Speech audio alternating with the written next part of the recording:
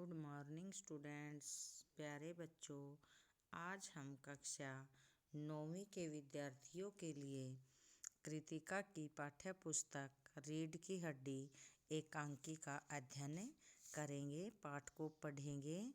तो पाठ के सार के बारे में हमने पाठ का जो सार है उसको 6-7 भागों में बांटा है। उसके अलग अलग शीर्षक दिए हुए हैं, जिसके द्वारा बच्चों को पाठ अच्छी तरह से समझ में आ जाएगा। तो सबसे पहले जब उमा को देखने वाले आने वाले हैं तो उनके घर वाले या उनके पिताजी और उनके नौकर किस प्रकार से मेहमान के स्वागत की तैयारी के लिए जुट जाते हैं। अपने घर की साज सज्जा में वो लग जाते हैं।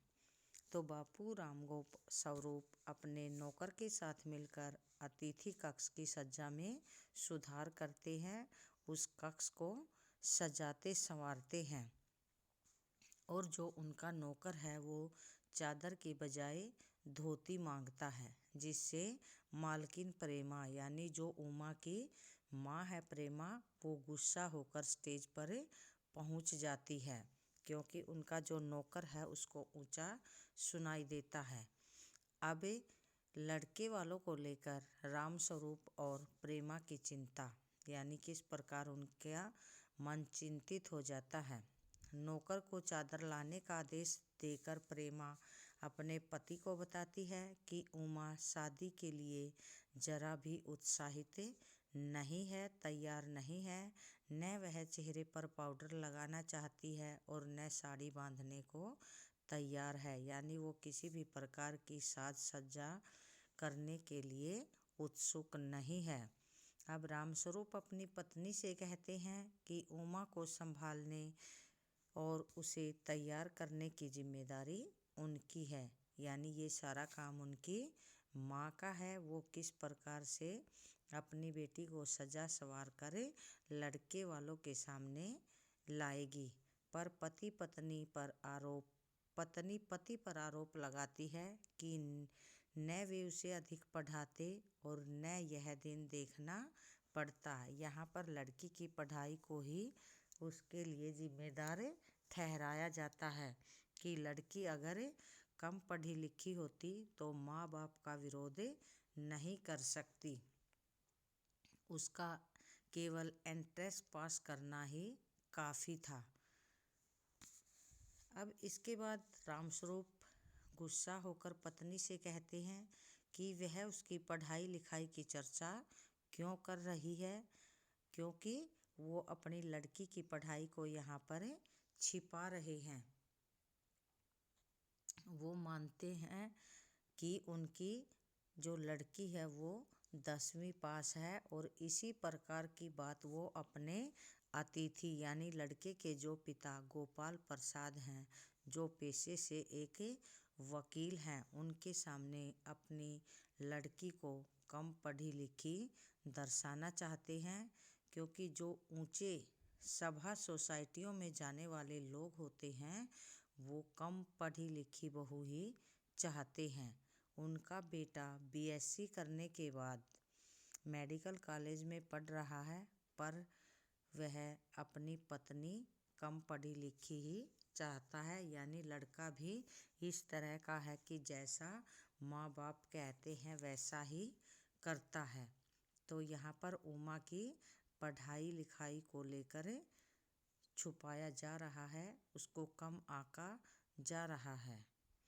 अब गोपाल प्रसाद का शंकर के साथ आगमन। तो यहाँ पर जो गोपाल प्रसाद है बच्चों, वो है लड़के का पिताजी और शंकर स्वयं लड़का।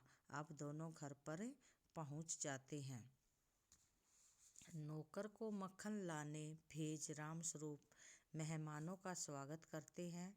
औपचारिकता समाप्त होने के बाद यानी कुशल अक्षेम पूछने के बाद बातचीत का सिलसिला शुरू हो जाता है। पता चलता है कि लड़का पढ़ाई में मार्जिन रखता है, यानी 1-2 साल का गैप है। दोनों अपनी बातचीत में अपने पुराने ज़माने को अधिक आकर्षक बताते हैं, यानी अपने समय की बातचीत में दोनों जुट जाते हैं और खूब जमकर ठहाके लगाते हैं।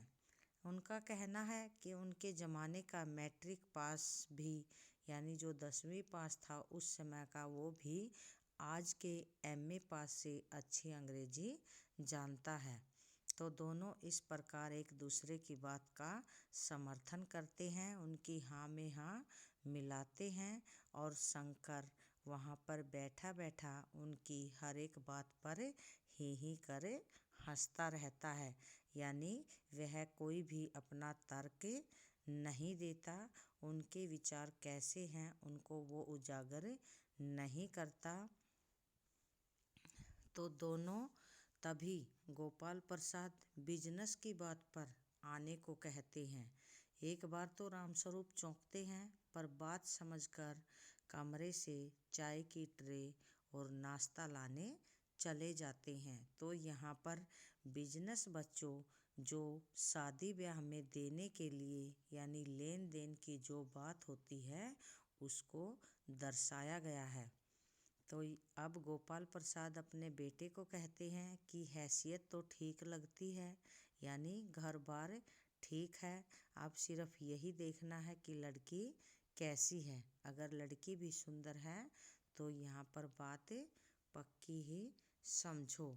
और इसके साथ ही शंकर को अपनी रीढ़ की हड्डी यानी बैकबोन सीधी करके बैठने को कहते हैं। तो जैसा कि बच्चों एकांकी का शीर्षक रीढ़ की हड्डी है, रीढ़ हमारे शरीर का ढांचा होता है। रीढ़ की हड्डी के बिना हमारे शरीर का कोई अस्तित्व नहीं होता। इसी प्रकार शंकर का भी अपना कोई अस्तित्व नहीं होने के कारण इस एकांकी का जो शीर्षक है, जो नाम है पाठ का एकांकी का, वो रीढ़ की हड्डी रखा गया है। और जो शंकर है वो हमेशा अपनी कमर को झुकाकर बैठता है, लेकिन उसके पिताजी उसको सीधा यानी तनकर बैठने को कहते हैं। आशा है बच्चों यहाँ तक पाठ का सार आपको अच्छी तरह से समझ में आ गया होगा। अब आगे का जो पाठ है वो हम कल पढ़ेंगे, उसका अध्ययन कल करेंगे। आज के लिए इतना ही, धन्यवाद।